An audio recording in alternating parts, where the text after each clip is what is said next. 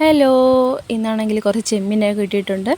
അപ്പോൾ ഇന്ന് ചെമ്മീൻ ബിരിയാണിയൊക്കെ ഉണ്ടാക്കാനുള്ള പ്ലാനിലാണ്. അപ്പോൾ അതിനുവേണ്ടി നമ്മൾ കുറച്ച് സവാള എടുക്കുന്നുണ്ട്. ഏകദേശം 4 സവാളയോളം എടുത്ത് നന്നായിട്ട് ഫ്രൈ ചെയ്തെടുക്കുന്നുണ്ട്. അത് ഫ്രൈ ചെയ്തെടുത്തിട്ട് നമ്മൾ ആ എണ്ണയിൽ തന്നെ കുറച്ച് അണ്ടിപ്പരിപ്പും മുന്തിരിയും നന്നായിട്ട് ഫ്രൈ ചെയ്തെടുക്കാം. എന്നിട്ട് അതിനുശേഷം കുറച്ച് എണ്ണ ഇതിനകത്ത് നിന്ന് മാറ്റി വെക്കുന്നുണ്ട്.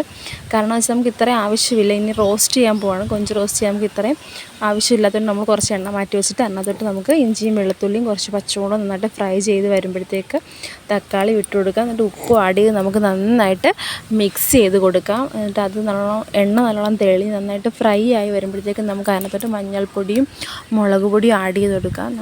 അതിൻ്റെ കൂടെ തന്നെ ഞാൻ മസാല ആഡ് ചെയ്യുന്നുണ്ട്. അതിനകത്ത് ഞാൻ കുരുമുളകും കൂടെ മിക്സ് ചെയ്ത് പൊടിച്ചിട്ടുള്ളതാണ് മസാല. ഇത് നന്നായിട്ട് ഫ്രൈ ചെയ്ത് വരുമ്പോഴത്തേക്ക് നമുക്ക് അതിനകത്തോട്ട് ചെമ്മീൻ ആഡ് ചെയ്ത് കൊടുക്കാം. ഏകദേശം ഒരു 1/2 കിലോയോളം ചെമ്മീൻ ഇതിനകത്തുണ്ട്. നമ്മൾ അത് ആഡ് ചെയ്ത് കൊടുത്തതിന് ശേഷം നമുക്ക് നന്നായിട്ട് അടച്ച് വെച്ച് വേവിക്കാം. ഈ ചെമ്മീനാണെങ്കിൽ നന്നായിട്ട് വെള്ളമൊക്കെ വറ്റി വഴണ്ട് വരുമ്പോഴത്തേക്ക് നമുക്ക് ഉള്ളിയും കൂടെ ആഡ് ചെയ്ത് നമുക്ക് നമ്മുടെ മസാല റെഡിയാക്കി എടുക്കാം. ഇത്രയും നമുക്ക് ആകുമ്പോഴത്തേക്ക് നമ്മുടെ ഏകദേശം നമ്മുടെ മസാല റെഡി ആവുന്നുണ്ട്. നന്നായിട്ട് മസാല റെഡിയായി വന്നതിന് ശേഷം നമുക്ക് ഇനി ചോറുണ്ടാക്കാനായിട്ട് തുടങ്ങാം. നമ്മൾ മാറ്റി വെച്ചിരിക്കുന്ന എണ്ണയ്ക്കകത്ത് നിന്ന് കുറച്ച് എണ്ണയും നമ്മൾ ഒഴിച്ച് കുറച്ച് നെയ്യും കൂടെ ഒഴിച്ച് നമുക്ക് മസാല എല്ലാം ആഡ് ചെയ്ത് കൊടുക്കാം. അതിനുവേണ്ടി ഞാനാണെങ്കിൽ ഇന്ന് പെരുംജീരകവും നല്ല ജീരകവും ബിരിയാണിക്ക് നമ്മൾ ചേർക്കുന്നുണ്ട്. അപ്പോൾ അതൊന്ന് നല്ലതായിരിക്കും. നമ്മൾ നല്ല ജീരകം ചിലർ ചേർക്കത്തില്ല. അപ്പോൾ നല്ല ജീരകവും കൂടെ നമ്മൾ ചേർക്കുമ്പോൾ നല്ലൊരു പ്രത്യേക മണവും ടേസ്റ്റും കൂടെ കിട്ടും.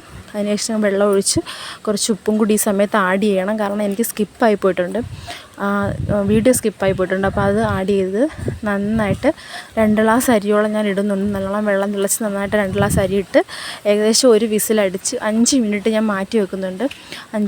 മാറ്റി വെച്ച് നമ്മൾ പ്രഷർ കളഞ്ഞെടുത്ത് നന്നായിട്ട് വെള്ളം ഊറ്റിക്കളഞ്ഞിട്ട് നമ്മൾ ചോറ് കുറച്ചൊരു പാത്രത്തിനകത്ത് എടുത്ത് മാറ്റി വെക്കണം. ഫാനിൻ്റെ കീഴിൽ കുക്കറിൽ തന്നെ വെച്ച് കഴിഞ്ഞാൽ പിന്നെ അത് വെന്ത് പോകാനുള്ള സാധ്യതയുണ്ട് ഊറ്റിക്കഴിഞ്ഞാൽ. അതിനുശേഷം നമുക്കിനി ദം ചെയ്യാൻ വേണ്ടി തുടങ്ങാം.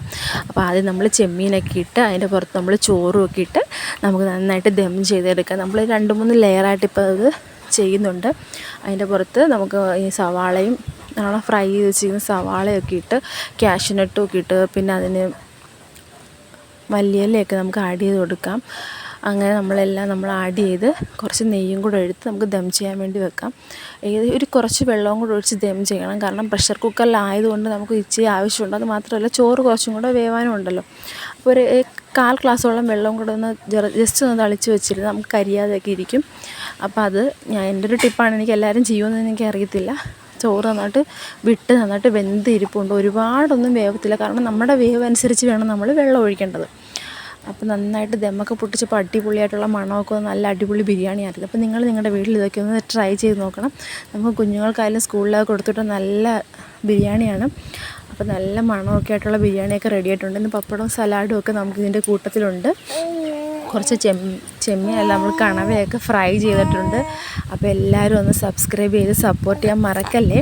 എൻ്റെ വീഡിയോ കാണുന്നവരെല്ലാവരും എന്നെ ഒന്ന് ലൈക്ക് ചെയ്യാനും നമ്മുടെ വീഡിയോയ്ക്ക് ഒന്ന് സപ്പോർട്ടൊക്കെ ചെയ്യാൻ നമുക്ക് വലിയ കാര്യമായിരിക്കും. അപ്പോൾ എല്ലാവരും ഒന്ന് സപ്പോർട്ട് ചെയ്യണേ.